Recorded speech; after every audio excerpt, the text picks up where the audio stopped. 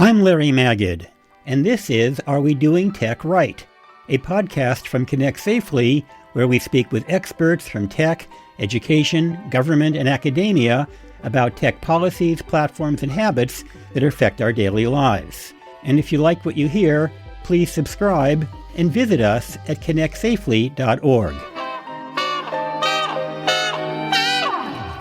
Today's episode is a bit of a stretch for Connect Safely's Are We Doing Tech Right?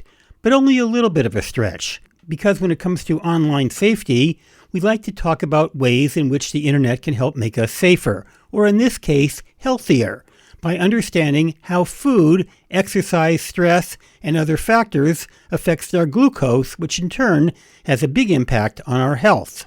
And in order to be safe, you also have to be healthy. I spoke with Dr. Thomas Grace, who's the head of advocacy and outcomes at Dexcom, which makes both prescription-grade and over-the-counter continuous glucose monitors. I tested the Stelo, a device that anyone can buy, put onto their arm, and measure their glucose in 15-minute increments throughout the day. I have to disclose that one of the reasons I set up this interview was that I recently had an opportunity not only to test his monitor, the Dexcom monitor, but another one that was actually prescribed, a medical grade one prescribed to me by my doctor, because I was temporarily taking a drug which raised my blood sugar and I was concerned. So that's what led me to Dexcom and Dr. Grace. So Dr. Grace, pleasure to have you.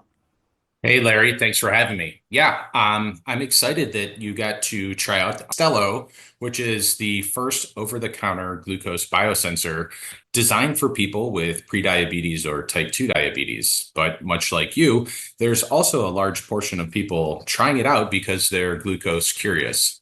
Yeah. And that, I know that athletes will sometimes have want that information, people who are worried about getting diabetes, people who might be on the border of prediabetes, something like that.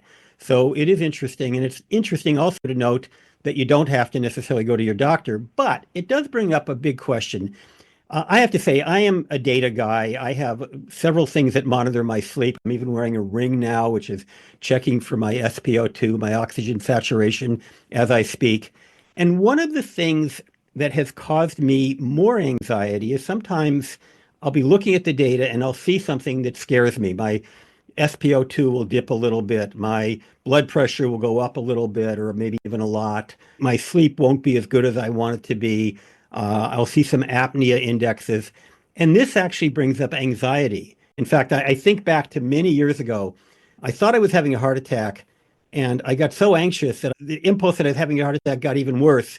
And it turned out I wasn't having a heart attack, but the fear of it actually was causing such anxiety that I was probably higher risk of it. So talk a little bit about how one interprets the information they get and how you can have good information that might lead you to get medical help if you need it, or at least query your doctor, versus getting anxious over what may turn out to be not a big deal. Yeah, and I appreciate you bringing this up, Larry. Data anxiety, right? We have a lot of different technologies out there that produce a lot of different data. And I think kind of stepping back to the way that we designed Stelo to make the data that is being given to you very meaningful and trying not to induce anxiety. There's a large portion of people in the United States that have some form of dysglycemia, right? Prediabetes, I mean, we're roughly at 100 million people in the United States now. Type 2 diabetes, upwards of 25 million people that don't have access to a prescription continuous glucose monitor. But we want these people getting the data that we can know that will help them incite maybe some behavior changes. I think it's very interesting if we go to the CDC's website and you look up prediabetes or type 2 diabetes, that prediabetes is very specifically called out as preventable and reversible. I know the term pre actually is misleading. It assumes that it's inevitable, right? Yes. Well, we shouldn't think of just diabetes all of a sudden shows up one day, right? There is a glucose dysregulation that occurs over a period of time. And then once you hit a threshold, that is when we diagnose you with type 2 diabetes. Mm-hmm. But this process didn't just start the day before. It had probably started years ago. And we know that the sooner people are able to maybe incite some behavior changes, the less likely they will be to actually develop diabetes.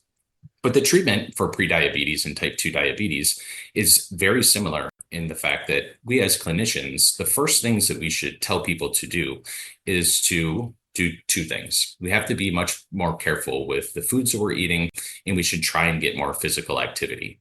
And we know if we do those well enough, we can prevent developing type 2 diabetes, or maybe even take type 2 diabetes and be able to get our hemoglobin A1C good enough that we have it in remission, or we're back at the pre-diabetes level. Or we've even seen patients that can go back to what we call normal glycemia. Mm-hmm. But it's easier said than done, right? Clinicians these days are very, very busy. And a lot of the stereotypical patients coming into the clinic that may have issues with their glucose probably have other medical ailments as well. And if you only have a 20-minute visit and the doctor tells you, hey, you're looking a little too sweet, you need more physical activity and to eat better, sometimes that goes in one ear and out the other of the patients in the clinic. But what I've seen in my personal clinic is when I give patients access to their glucose readings, they're able to see in real time what happens when maybe they have some dietary indiscretions, or what happens when they go for a walk after their glucose is up for a little bit. And that encourages them and drives behavior change that they continue over a period of time. I have to say something. I jokingly say I'm an expert when it comes to weight control because I've lost hundreds of pounds during my life, and that is actually not an exaggeration. In fact, I used to have a website called nobellyprize.com about weight control because I used to be obese as a young person. And the way I would typically lose weight is to count carbs. What was interesting about when I was using your product and the other product during the time I was on this drug, I wasn't counting carbs, but I was watching, and I actually wound up losing 6 pounds because I actually went on a low carb diet, not necessarily by counting carbs, but by seeing the impact of carbs on what I was eating. Yeah. And that's, again, one of the features, right? You were able to see what specific foods had more of an impact to your overall glycemic control. And what we're finding is this is very individualized. We just recently announced that Stelo, the product, we're now introducing Gen AI to it to give very individualized and specific feedback to patients using this, right? So that's one of the really exciting uses of AI that I think has a lot of promise. So when someone's using the product, when do they know that maybe they should call their doctor? Maybe it's time to get a medical evaluation based on what you're seeing on the Stelo report. At what point, and how do patients know? Yeah. So in the app itself, there are target ranges in there. And if your glucose is persistently above the upper end of your target range, now people without any known glycemic problems can set their target range from 70 to 140. And people with known maybe prediabetes or type 2 diabetes, if they're persistently running higher than 180, that would be a good indicator to reach out when we're trying to garner medical information and we're not getting it from the latest TikTok trend or social media website. Right.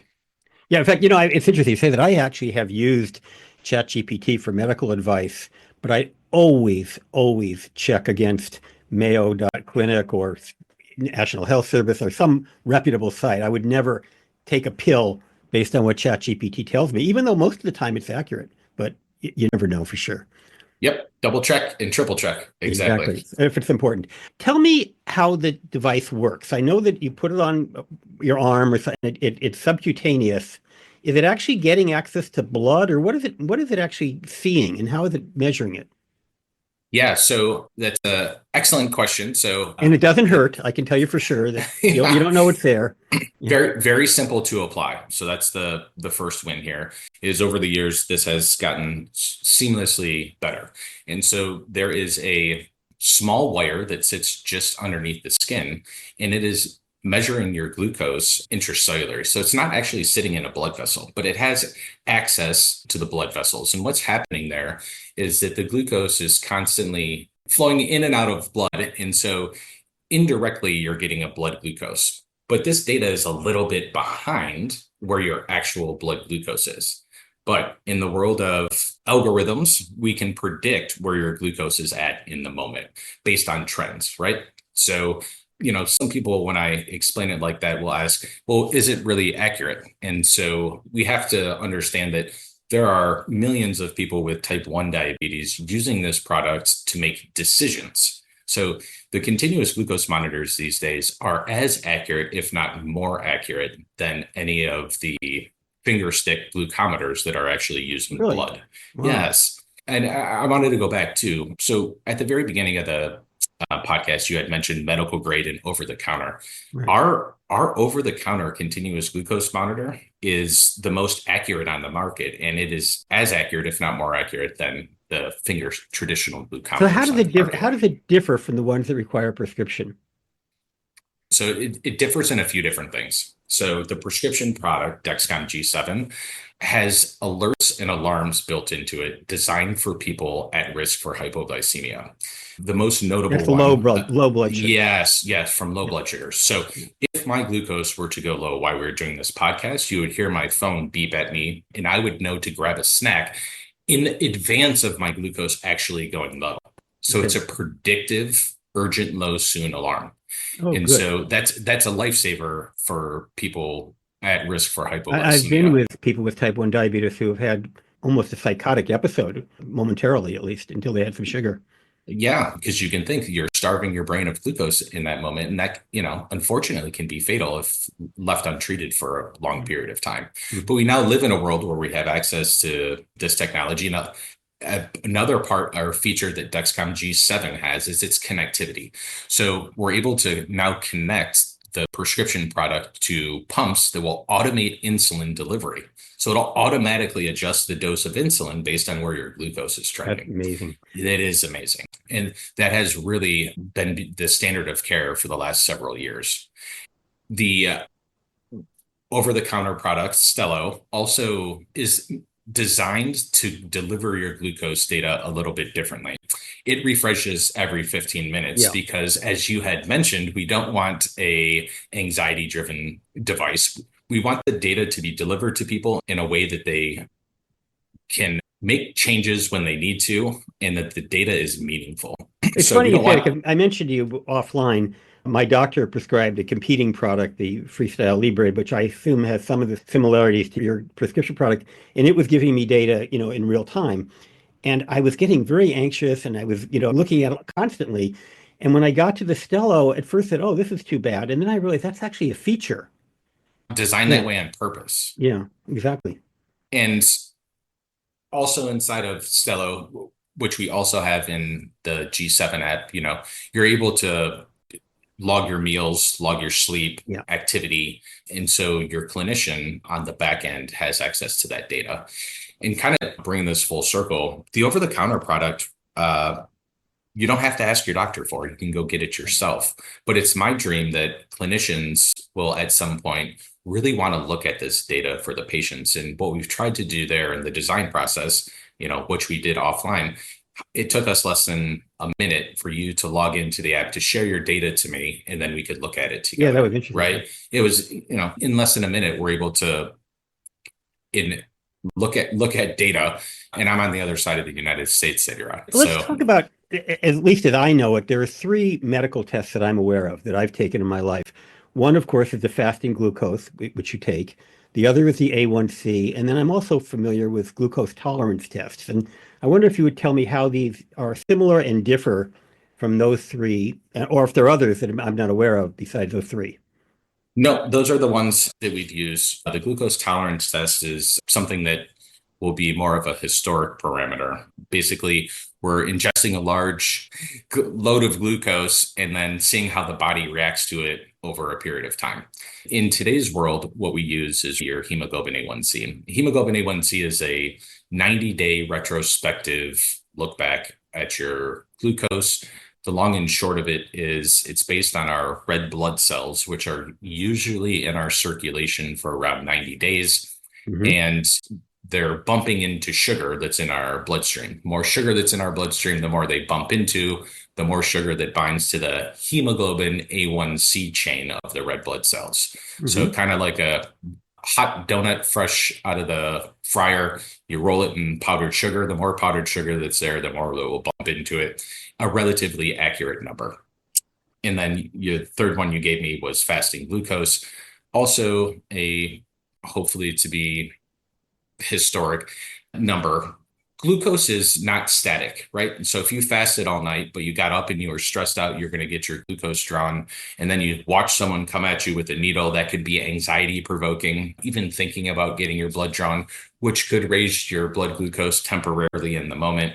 Of those three, I prefer looking at a hemoglobin A1C.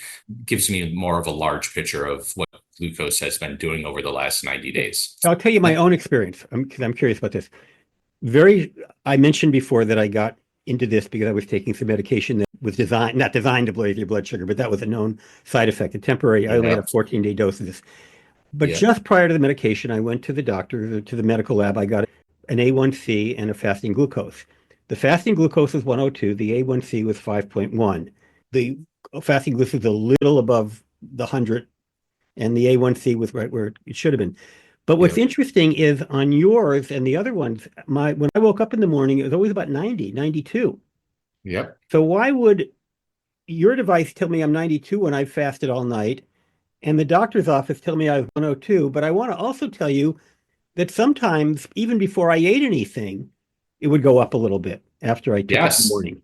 Yeah. So for all your listeners out there, this is something that commonly happens. When we wake up in the morning, the natural response of the body is to sprinkle a little sugar into our bloodstream to get us up and going. And so almost everyone that wears a continuous glucose monitor in my clinic will come back to the clinic with this exact story. Hey, Dr. Grace, I got up in the morning. I didn't eat anything. I didn't have my coffee yet, and my glucose is trending upwards a little bit. Hmm. And that's called the dawn phenomenon. The sun is coming up, the body's dumping sugar into our bloodstream to get us up and going.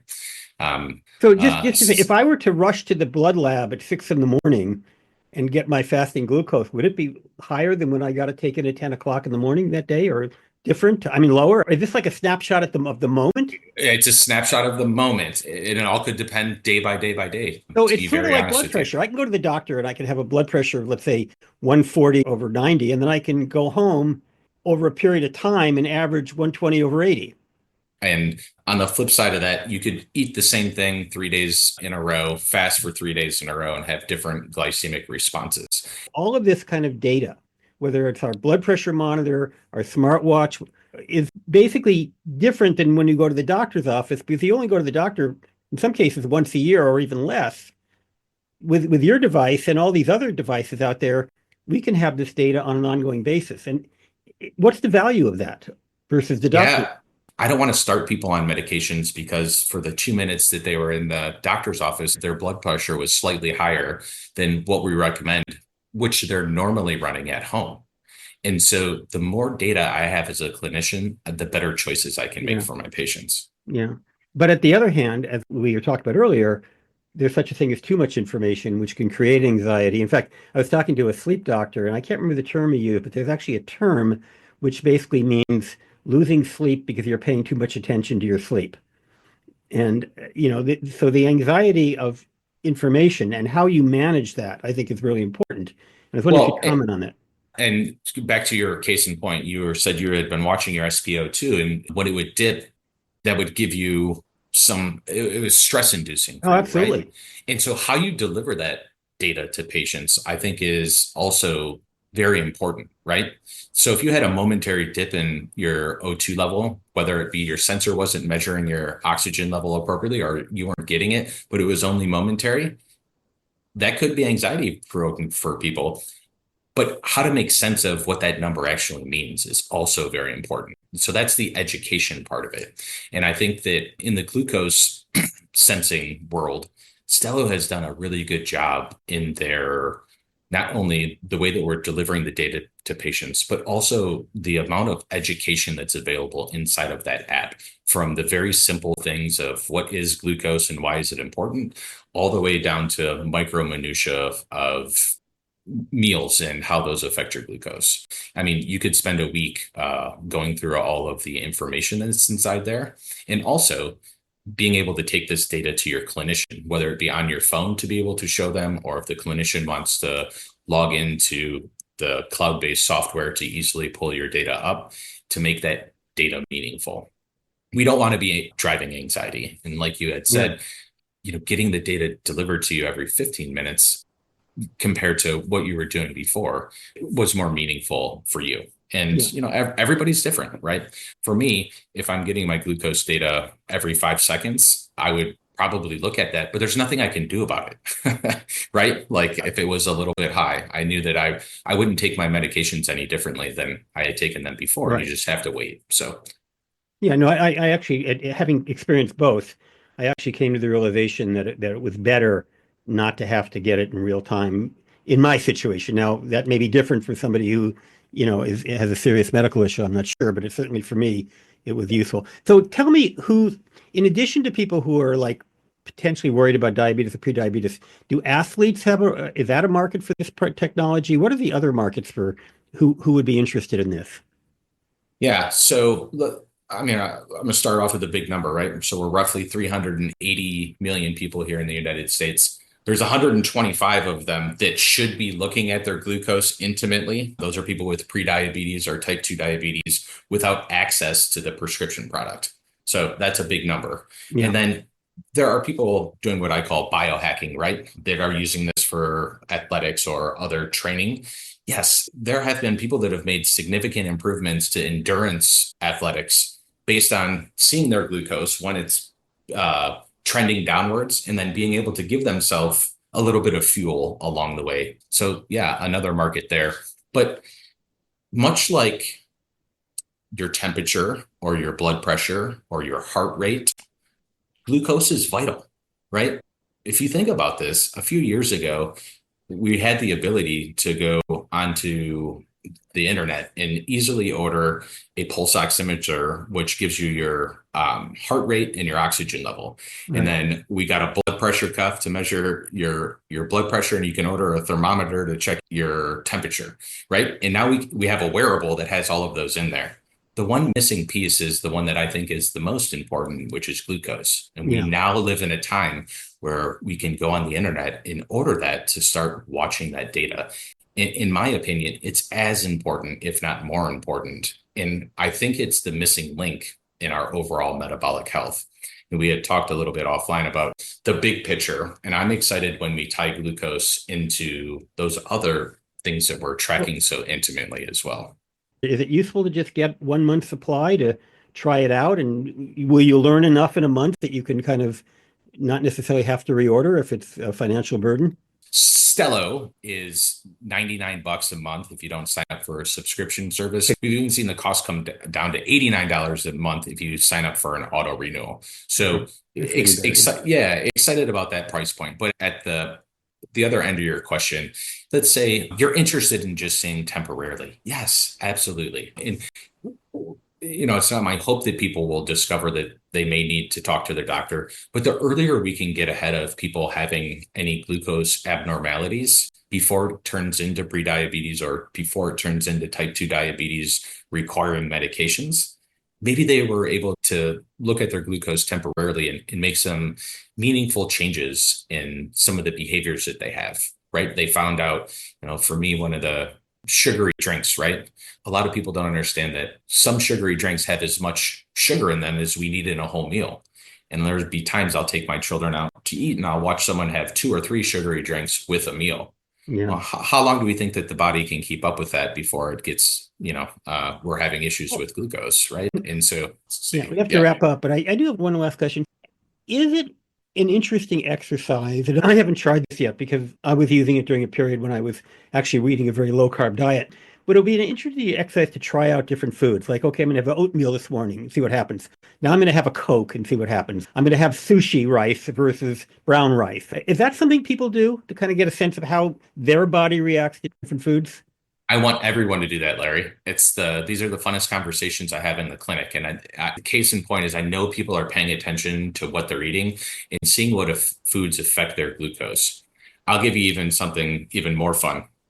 There's a meal that I point to people. It's pasta, right? Very common dish we have Love it. here. But if you had, It's 3 meals a but day if I could. yeah.